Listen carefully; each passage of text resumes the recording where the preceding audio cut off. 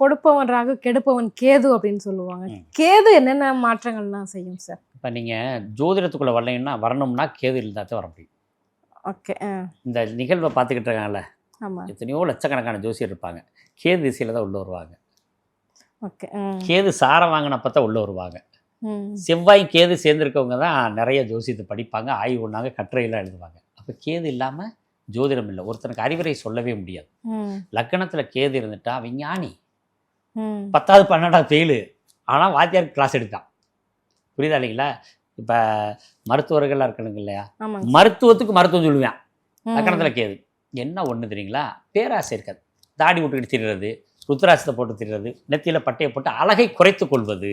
Okay sir. அதனால தான் அந்த கேது இருக்கிறது நல்லதுலேன்னு சொல்லுவாங்க. ஆனால் மருத்துவத்துக்கும் ஜோதிடத்துக்கும் ஆன்மீகத்துக்கும் ஞானத்துக்கும் ராகு வேணும். ராகு இல்லாமல் ஜெயிக்கவே முடியாது. கேது. ஆமாம், கேது இல்லாமல் ஜெயிக்கவே முடியாது.